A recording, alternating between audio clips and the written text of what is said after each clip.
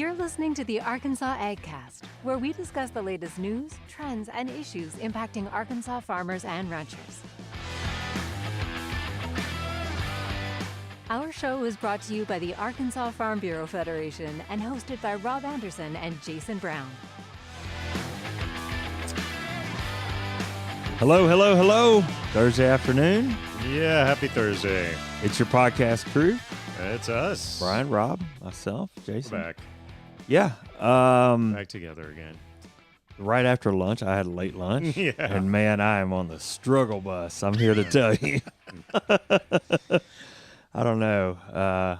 It seems like it's been kind of a long week. It really does. And I was talking to Brian about that. I thought maybe it had to do with the fact that I was on vacation, but I'm glad to know someone else is feeling the pain. Yeah. Well, and speaking of being glad, we are glad you're back. Thank you. Thank you. Any highlights, excitement? Well, this is an agriculture podcast, so I will mention the fact that we got to drive through a lot of California agriculture on our way. We primarily drove the coast just to see, the beautiful sights there. But sure, we drove through some of the Central Valley and things, and water issues everywhere. Just water, water, water. There were signs everywhere. It was fascinating because the agriculture is different there, and there's lots of almonds and other fruits and vegetables and just interesting mix of things. We saw a couple of large feed lots too, but and smelled them. But the water issue is just huge there. And every field, every different farm had a sign related to water and some call to action related to water. Well, I'm sure you guys have seen some of this, but Twitter or Facebook, I've seen a lot of stories continue to pop up about Lake Mead as the water drops there and certain, I guess, crime scenes exposed or old towns or, all kinds of stuff there, but all a result of water. Yeah, a lot of issues out there, and there were some dusty areas too. A couple of signs that said Dust Bowl brought to you by Congress or something. There's a lot of angst about that issue, and you could see some of the water projects too that bring some of that to those fields. It's just an interesting and very different environment out there. Yeah, and such a specialty crop driven state. Avocados, you mentioned almonds, things like that. I think Mexico has experienced drought too right now. I heard a story when I was in the car about Afghanistan dealing with extreme flooding. Like Afghanistan and Pakistan, I think I saw some of that too. The Middle East. I mean, they are in the rainy season, but and incredible number of deaths there because of the flooding. So it's just weather certainly a story wherever you are, I should say. Thankfully, it's a little cooler here right now. And we got some good rain. Cool. I think we almost got 2 inches round about my house the other day. So. Well, I guess let's kind of talk. We do have a few topics to get into before we get to the news. First, I guess you and I could be the first to welcome the PLC, our President's Leadership Council group, to the capital city. Coming back for the last weekend of the President's Leadership. And yes, they're going to be focusing on policy. Yeah. And going to hear all about that and get to go to the state capitol. So that should be interesting. Spending some time at the state capitol with some legislators, going to spend some time in key venues like committee hearing rooms and things like that. And some of the, young or all across the board ag leaders in this state, people in the industry. And they get to, learn a little bit about everything. We got to talk to them about communications and PR. Sure. And all that good stuff, and now they're going to hear about the policy aspect and everything we do in that regard. So I know that team, Stanley's team, will play host to that group. I know they are excited to have them in there. Speaking of policy, legislating, do you have any other? I saw this now. Victoria Malik, daughter of Bruce Malik, who was in the state legislature for many years. Granddaughter, Oh, it's his granddaughter. Yeah. Yes, that's right. I apologize. She has been promoted to House Ag Committee Communications Director. Oh, congratulations. Yeah. Now, she was a national FFA officer following the footsteps of her dad and grandfather, and She is involved in the policy side too. It seems to be a family thing, agriculture and policy, all in that family and that bloodline. So that's pretty cool to see multi-generational. Yeah. I think she, in fact, when she was a younger girl, she got to speak in front of that committee and about rice and the state grain and all that stuff. It's very, very interesting story. But yeah, that's fun. And I remember. I mean, we would miss somebody, so let's not take roll. But we've got numerous Arkansans, females at that. We did talk about that topic with Dr. DQ Fields. It's females involved in the ag industry. Yes. But we've got numerous folks serving in some capacity to both ag committees on the House and Senate side who are Arkansans. And by the way, Victoria is the daughter. Oh, I'm sorry. That's all right. His granddaughter is the current FFA state president. I'm sorry. That's all right. Miscorrected you then. That's all right. That's still cool. A very interesting story. And then when you throw in the FFA angle, it is, again, what a family line of agriculture involvement and policy involvement and all of that. Yeah. Well, thank you for... That's all right. We also have a save the date we want people to remember. Yeah, the Diversity in Ag conference is coming up. We've been pushing this out on social media, as have some of the other sponsor and partner organizations. But September 14th at the 4 Points Sheridan here in Little Rock, that's right at University in 6:30. We will host, I believe it's the 3rd annual Diversity in Ag conference. This event was a virtual event last year, so I know Philip Powell on our government affairs team is putting this together, and he is certainly happy to have this back in person. Brian, you've done some assistance and work on this too. Yes. But I think as of now, I think we're still working on a few of the details, so more info to come, but you can go ahead and get your tickets at, just go to Farm Bureau social channels to find the link there. We've been pushing it out. It's on Eventbrite. I think it's like diversityinag.eventbrite. Yeah. It's not hard to find. But you can find it on our website. Been getting a lot of signups for that. Actually last year when it was virtual, they had a great participation, even though it was virtual. So I'm excited to see how this goes.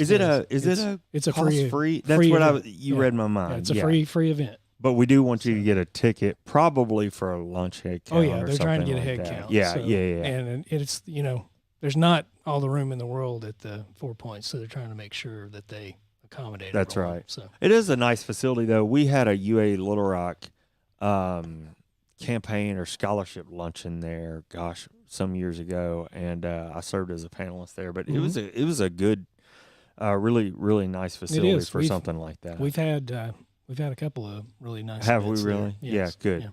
Awesome. And then a little bit of news.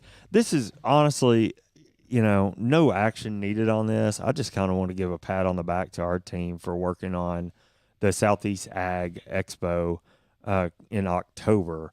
This is, you guys have heard, if you know anything about the Farm Family of the Year program, then you know that the winner of the state farm family here in Arkansas goes on to compete in the Southeast farm family competition. Judging for that is coming up in the next couple of weeks, but Ashley, who leads the farm family program, Ashley Wallace in our office, who's leading this. Mm-hmm. It's just great. I mean, and I asked her to tell me a little bit about it because I hear her talking about it all the time, but I don't always catch the details. And Arkansas is the spotlight state this year. Yes. Yeah, that's nice. Yeah, so that means there's a huge barn here. So first of all, the Southeast Ag Expo is the largest farm ag event trade show in the southeast part of the United States. But we have an entire barn facility to showcase Arkansas. And I said, what are we going to talk about? Ag, what products? And she said, we're talking about Arkansas as a whole, because tourism and agriculture play such a partnership here in the state. So many different aspects of that we're bringing the whole gang to the show. There'll be a lot of people there. And Ashley's been working really hard on it. She's done a great job. Yeah. So I've heard us talk a lot about that. I think the Sweats are going to be the family competing for Southeast Farmer of the Year. And I just wanted to say good job and let y'all know this is some of the advocacy work that our organization Yes. does. And we'll be talking more about that, of course. So it's a little confusing because we're a year behind on the rotation. Yeah. You know, they were the Farm Family of the Year a couple of years ago, and they're finally getting to go to the Southeast for that competition. So. Yeah. So we're a year behind getting them there, but anyhow, it's still great. The work that our team is doing, Ashley and others. Anyway, I just want to give them a pat on the back. Well, that is a good thing, and we look forward to that again. We're going to be talking more about that because again, it's a process. Ashley has to go around, visit a lot of families around the state. But moving on, getting into some of our news, really wanted to start with it's sad news, but we could not call ourselves a podcast about Arkansas agriculture if we did not take a little bit of time to talk about the life and impact of Mr. Troy Buck, who passed away this week at the age of 83. Mr. Buck served 14 years on the board of Arkansas Farm Bureau from 2003 to 2017. He was inducted into the Arkansas Agriculture Hall of Fame, 2006, I believe. 2007? Yeah, 2007, I believe. He spent 55 years as a vocational agriculture teacher and FFA advisor. In fact, he started out in Hope shortly after he got married in 1960, and he was the youngest agriculture teacher in the state, I'm told, at that time. Wow. But, he taught, led, nurtured countless students, community members, people around the state. I mean, I think what's amazing is so many people in agriculture across the state knew him, loved him. I constantly saw people posting pictures of Mr. Buck because he was out there all the way up until, he passed. He was out there going to agriculture events, FFA events, things like that. He was going to be there.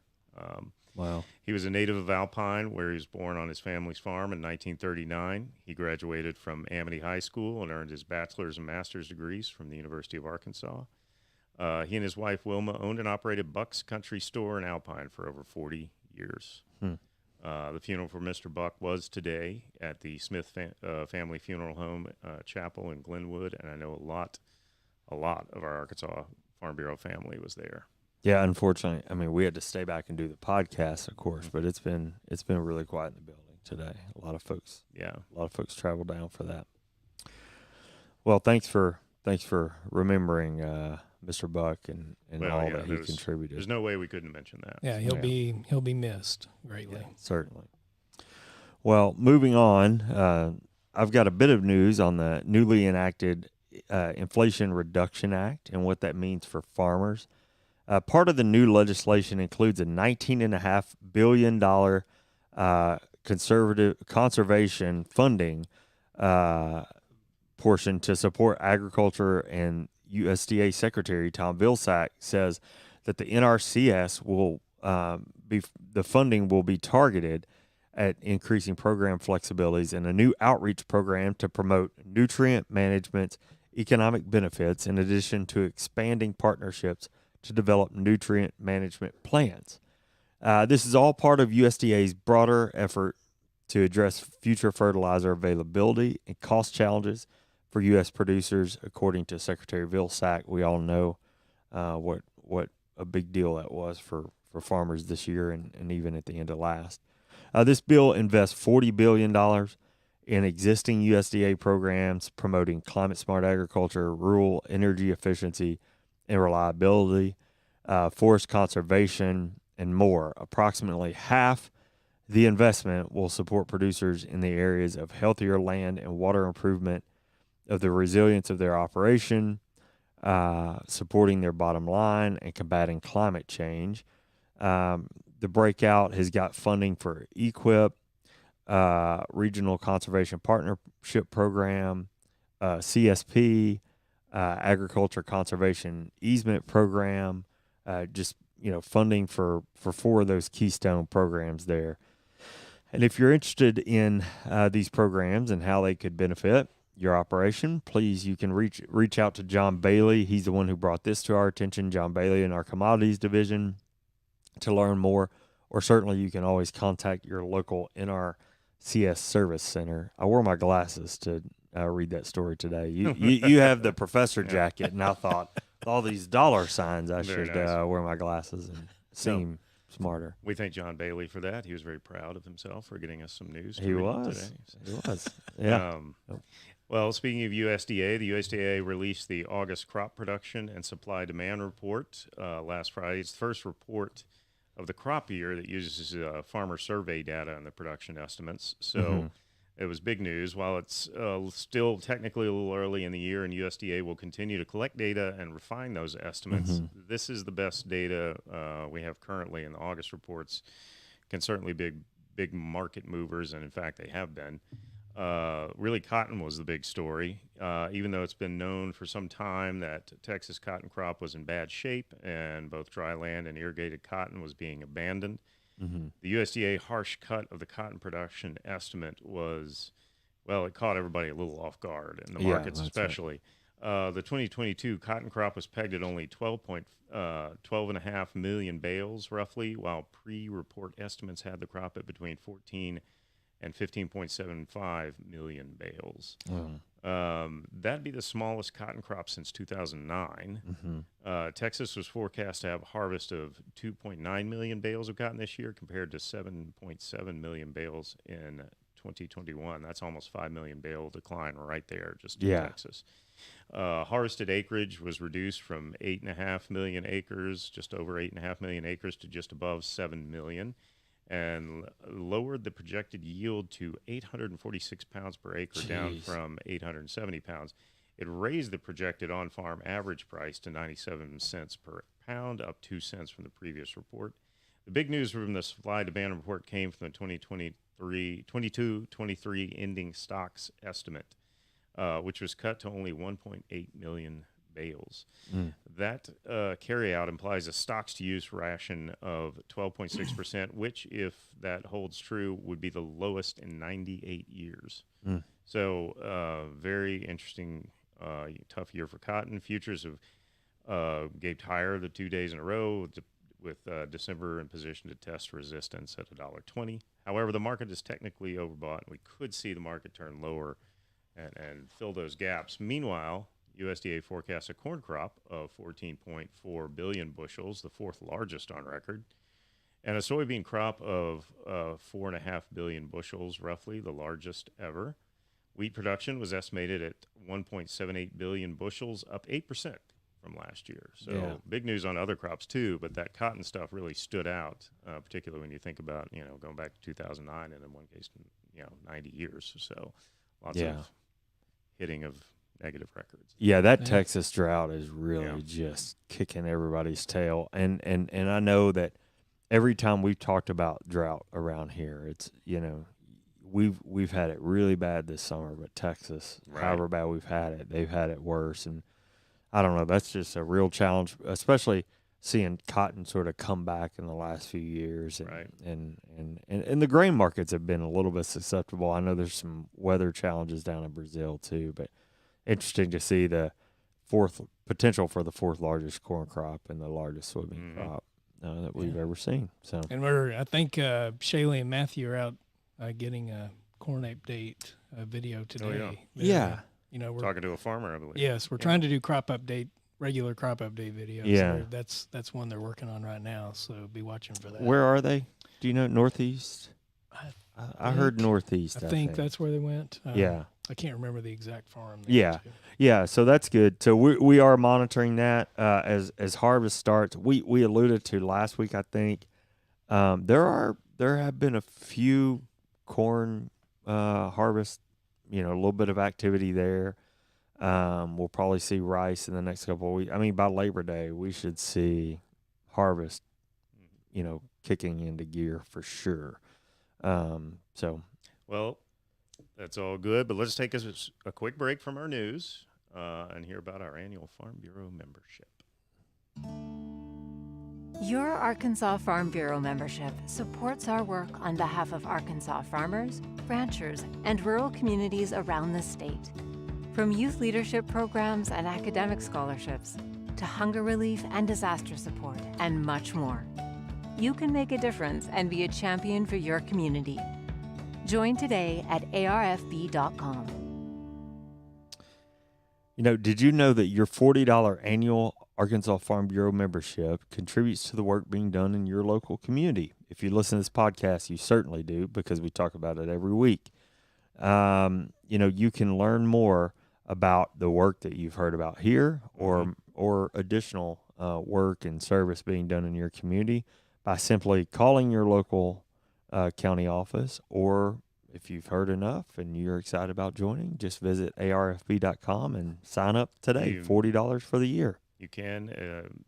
Nice, easy online joining now if you want to do that, if you're ready to do it. And again, you've probably seen whether we were on THV last week. I know you talked about that, but backpack program, things like that. All these great programs at a community level that are supported through Arkansas Farm Bureau, and that's where your membership goes to support a lot of these great things that we do in the community. Yep, happy to be able to report on that work any time of day. So, all right, well, let's dig back into the news quickly here. A cool story that's a little bit different than stuff we usually cover.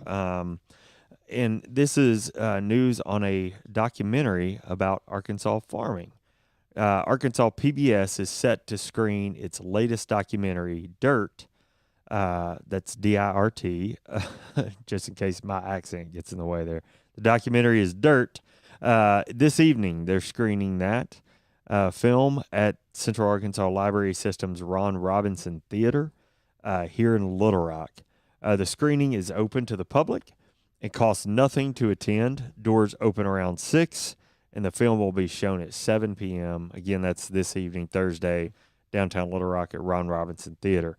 The film delves into how Arkansas farmers, ranchers, and others are conserving their soil, water, air, and other natural resources, improving their operations, and helping the environment with sustainability methods from the USDA's NRCS, or Natural Resources Conservation Service. The film features some familiar faces to Arkansas Farm Bureau, including Margie Raimondo, Raymond Kelly, Richard White, Dallas Peebles, Adam Chappell, Patty and Donnie Larimer, and PJ Haney. You can find out more info about the film at myarpbs.org/dirt, and the film will premiere on Arkansas PBS on Thursday, September 1st at 7 p.m. There is a trailer there you can watch. It's just cool to see some light shed on topics that we cover a lot here, but put into a package of a documentary, I thought. Well, it's interesting because, we've done the Good Roots on PBS. We work with them on that on Friday evenings.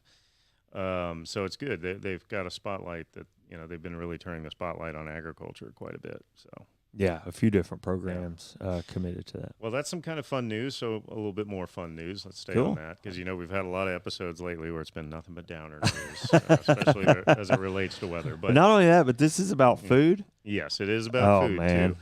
The winner of this year's Arkansas Farm Bureau Rice is Nice Youth Cooking Contest. They were announced, and I got to tell you, Monroe County has a lot to brag about, as students from the county claimed the top prize in both of the major categories. Really? Which are main dish and party ideas. Oh, yeah, party ideas. So first place in the main dish category, and apologize, by the way, if I brutalize any of these names, but Kimmer Gurley, Monroe County, for beef, smoked sausage, and rice. All right, I'm in. Sounds good to me, by the way. Second place was Hunter Knuckles from Pope County. Third place, Cameron Rowland of Perry County. Winners in the party idea category were Pablo Velasco Moya of Monroe County for Arroz con Leche. Okay. Second place, Emma Loving, Johnson County. Third place, Gus Faulkner of Craighead County.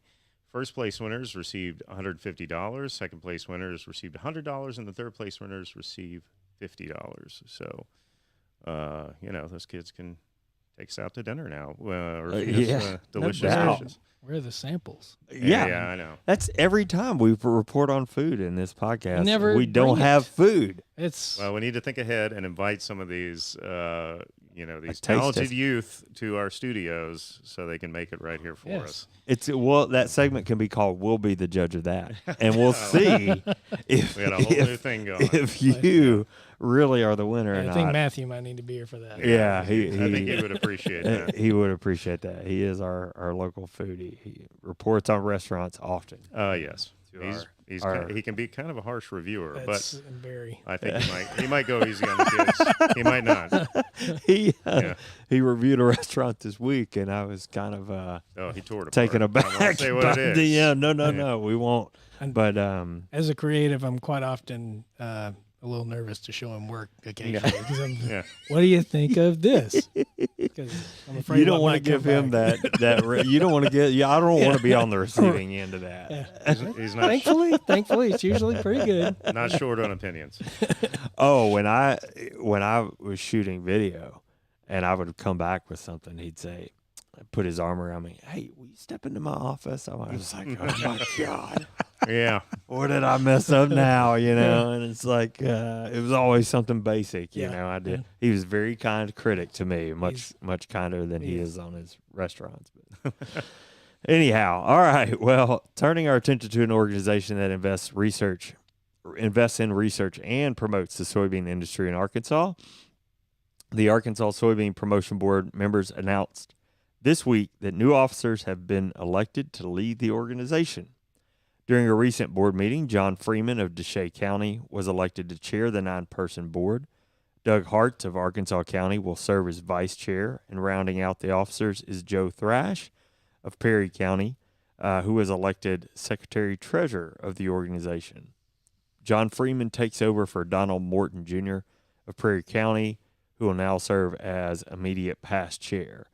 The Arkansas Soybean Promotion Board consists of soybean producers nominated by various producer organizations within the state and are appointed by the governor. The board was established to improve the sustainability and profitability of the soybean industry in Arkansas.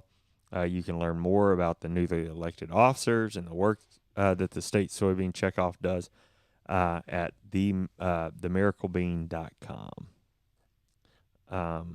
All right. Interesting Very fact, nice. Doug Hartz, if you didn't know, his grandfather was the first person to plant soybeans in Arkansas. I have heard that. Yeah. Wow. That's an interesting Yep. story. That's cool. When full disclosure, I used to work with this organization. We did a documentary on it and learned about it then. It's a pretty neat story. So, That's really cool. Well, speaking of interesting facts, Yes. What do you have for us? I have yeah. a few. This day in It's right history. here. Yeah. Or for those at home, it's right here. Yeah. Yeah. If you're listening. If you're listening. On this day in 1920, big win for women. Okay. The 19th Amendment was ratified after Tennessee, by just one vote, became the 36th state to approve it, capping the 72-year fight to win women the right to vote in the United States. All right. That is a big deal. 1920. So, and that was a long time coming. Not even 100 years ago. Yeah. Wow. Right. Yeah. But on this day in 1992, Larry Bird, Okay. NBA star. Yes. I'm trying to think of what you're going to say to us. He retired? He announced his retirement. Yeah. Really? I wouldn't have thought he retired in 92. I thought that was like the height of he and Magic Johnson. Oh, no. That was right toward the end, and that was roughly around the time he did the Dream Team. That was kind of his last hurrah. Yeah. Oh, And man. then 1936, Robert Redford was born. I saw that. I saw a lot of pictures of Robert Redford 1936. floating out. 1936. Goodness gracious. My mom was a huge Robert Redford. Oh, yeah. Well, who wasn't? Yeah. You know, I mean, All right. Well, that's all Larry I got for you Bird one today, is still so. blowing my mind. Yeah. How How about that? Take me a minute It's to get been a over little that. while. Yeah, it has. Well, that wraps us up for this week. Thanks for following along with the Arkansas AgCast. As always, we're grateful for you taking the time to watch or listen. Yeah, and remember, you can watch the live stream every Thursday at 2 o'clock, just like you did today, on Facebook and YouTube. Make sure to turn on notifications to get alerts when we go live. And listen to the audio version later on iTunes, Spotify, or wherever you get your podcast tomorrow morning. Yeah, the Arkansas AgCast is brought to you by the Arkansas Farm Bureau and hosted by me, Rob Anderson. And me, Jason Brown. Our show is produced by Brian Pistole and Matthew Magafrau. Yeah. We'll see you next week. See you next week. did that thing where I stole your line. I like it.